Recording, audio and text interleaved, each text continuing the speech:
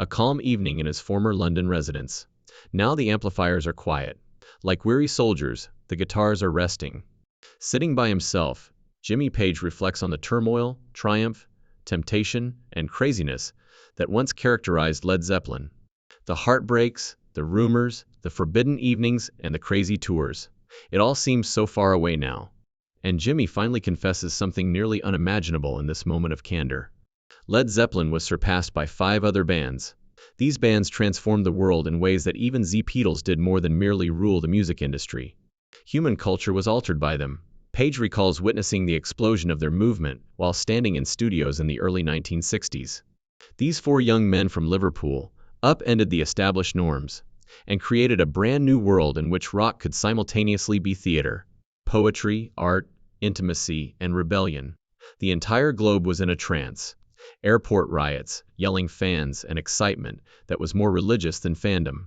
Page was compelled to pursue more sound, darker vision, and greater danger as a result of their transformation, from Please Please Me Innocence to the psychedelic temple of Revolver and Sgt. Pepper. And when he saw how big their shadow was, he realized that Zeppelin needed to go beyond being a band to become a myth. The next band that influenced his aggressiveness and competitive fire was born out of that insight. The Rolling Stones. The Stones were poison. Seduction was what the Stones were. London forewarned you about the Stones' night. Page and other young musicians, however, continued to pursue it. They did more than simply rebel. They turned revolt into a weapon. They had no desire for acceptance. They sought to destroy the world and reconstruct it in their own image. Page respected that bravery. The Stones wanted to be feared, while other bands wanted to be loved. With passion, ego, hunger, and sheer electricity, they tainted the blues. When MC Jagger took the stage, he exuded confidence in every choice he had ever made. Even after overdosing, Keith Richards continued to live his life with a sardonic sneer, as though death itself was unable to confront his disorder. I eventually came to the conclusion that I needed to learn how to read music. Thus, I took that action. Therefore, the first understand that portion. But I was not formally educated. Rather, I had to learn things on my own. Imagine this. Altamont, 1969. A night filled with fear. Concert for free. Hell's Angels for protection. Darkness was spreading through the audience like a pulsing heart. Then came the turning point in the history of rock. In front of the stage, blood poured. As the news broke, Page watched. That night, the 1960s dream came to an end. The calm disintegrated. The world understood that rock was more than simply music. It was risky. Violence might result from it. Demons might be drawn out of the audience and thrust into the open by it. That energy was absorbed by Led Zeppelin, who transformed it into a new power. They discovered that danger could sell out stadiums more quickly than purity. Zeppelin later passed through the portal to hell, which Page realized the Stones had constructed, holding fire in their hands. The next band on Page's secret list, however, would completely abandon the street, go from Earth, and bring the universe. Whereas the Stones were the rulers of vice and street sin. Pink Floyd. Pink Floyd didn't let their anger show. They burst inward. It wasn't like a knife to their sound. It was like a gradual poison that crept into the blood. Floyd's ability to make a man feel lost in his own thoughts, without uttering a single direct sentence, was something Page respected. They developed universes with atmosphere rather than riffs. Their workspace turned into a mental labyrinth. They had a sound that went beyond music. It was a hybrid of hypnosis and hallucination. Imagine this. When Page first heard Interplanetary Overdrive in the late 1960s, she was sitting by herself in a dark corner of the studio. The space no longer felt like a room. Time dragged. The real world melted. The walls appeared to move fluidly. The delicate genius of Syd Barrett hung over everything. In real time, his mind was collapsing. Nevertheless, it created work that was so eerie that it was practically forbidden to see. Page witnessed the damage that drugs, stress, and brilliance could do to a person's spirit. It also frightened him. It made him think of the gloom that Led Zeppelin would soon have to deal with. Burnout, addiction, paranoia, and stardom that consumes you. Page learned that sound may be a dimension via Pink Floyd. There was more to that song than notes. It was the brain's internal architecture. They used echo, silence, and delay to depict emotions. They created lonely and fearful settings. Floyd constructed the subconscious cathedral beneath the kingdom, where existential dread, agony, and uncertainty resided. If the Beatles had established the kingdom and rewritten the rules above ground, Like spells or hidden recipes, Page analyzed their atmospheres. Not simply loud, but profound, seductive, and timeless power is what he intended Zeppelin to have. And Page's thoughts abruptly returned to pure violent physical rock energy, as those ominous, floating, dreamlike Floyd visions vanished. The Who. Before the explosion started, Page recalled evenings when the stage lights trembled like warning signs. Like an old ceremonial sacrifice, Pete Townshend is slamming guitars. In violent slow motion, wood splintered, as if he were dismantling every rule. Young musicians were ever under to pressure from Old England. Keith Moon on drums, erratic, unmanageable, and blazing with the same maniacal fervor you'd see in a man rushing fearlessly into a collapsing building. As if it were his last breath, Roger Daltrey roared out his throat while brandishing his microphone like a weapon. Under the garb of rock, their performances were battle zones. They weren't amusement. Their purpose was catharsis. Page was impressed by the Who's ability to transform anger into ritual. How they weaponized the emotions that most bands hid. Beauty didn't matter to them.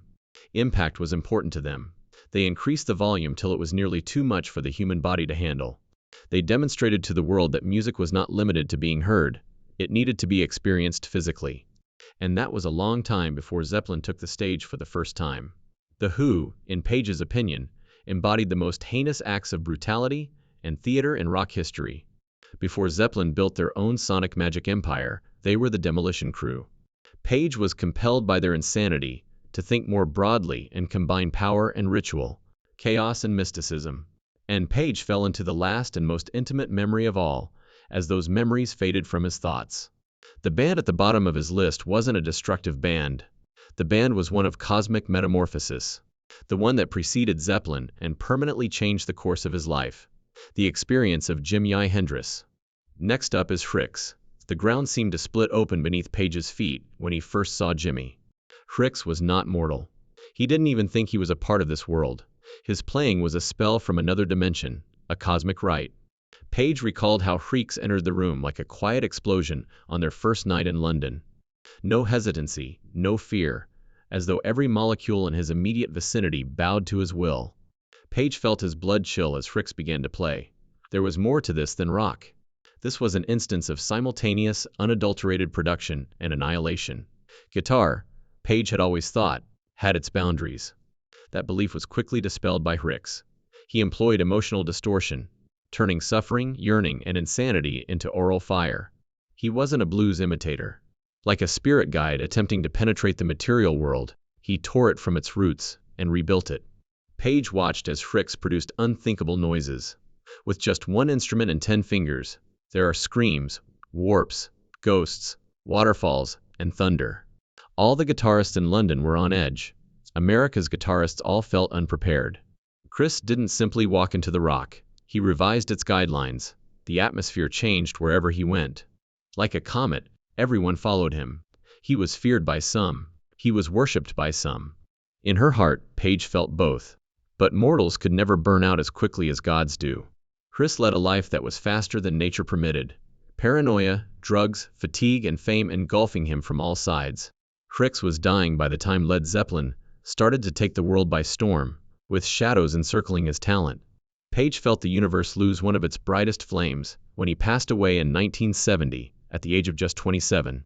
Zeppelin destroyed stadiums, but Hendrix proved to Page and the world that he was a guitar god, so he didn't have to live to witness it. Zeppelin conquered continents before even achieving full power. Dimensions were conquered by Hendrix. His admission isn't a capitulation, as Page sits there in silence. Legacy is speaking the truth. It was impossible to stop Led Zeppelin. However, they were constructed using the fire that was already blazing in front of them. The world was made by the Beatles. It was tainted by the Stones, Pink Floyd asked. It was ripped up by the Who. Chris went beyond it. At last, Page realizes that each rock era represented a chapter. And among them was Zeppelin. He was shaped by these bands. They gave him a shove. They frightened him. He was humbled by them. There wouldn't be any stadium revolution, Zeppelin mystique, or riffs that reverberated like thunder across centuries without them. Before he constructed his temple, they served as the blueprint.